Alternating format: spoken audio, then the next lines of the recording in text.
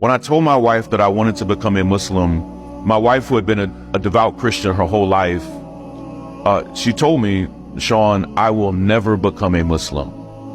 And it hurt me a bit because I didn't want to do anything to jeopardize my marriage. A few weeks later, when I traveled to Edmonton, I shared with some men, including a local imam there in Edmonton, that I didn't know how to approach this with my wife. And the brother told me something that was so profound. He said, Shaun, do not try to convince your wife to do this. He said, it's more likely that you will mess it up than anything else. He said, but I do want you to trust that Allah will guide her heart.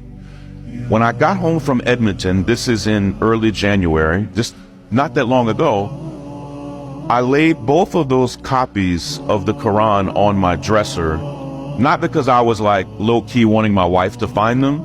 I just didn't want them to get bent up in my suitcase. I was so exhausted from traveling that I went to bed like at 8 p.m. When I woke up almost 12 hours later, my wife had grabbed one of those copies. She's a professor, a doctor. Yes.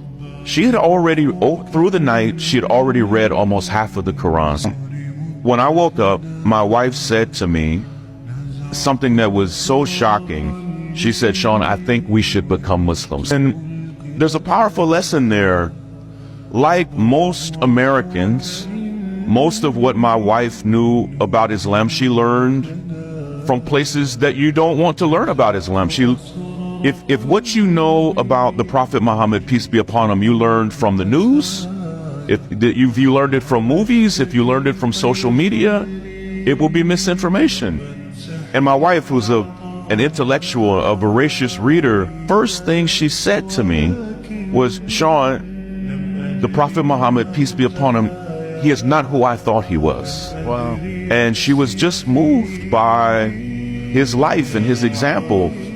And she was also, she thought that to become Muslim, it meant you no longer had any reverence for Jesus. And I think most Christians think that. Yes. And it was actually quite the opposite. And when she saw that to be a Muslim still meant to have nothing but reverence and love for the Prophet Jesus, it changed her. And for the next 6 weeks, she and I were on a really beautiful private journey that we didn't talk about publicly, of just saying, what would it look like for us to make this big move in our lives? And so 3 weeks ago today, the Sunday before Ramadan, we took our Shahada, and it's been beautiful, man.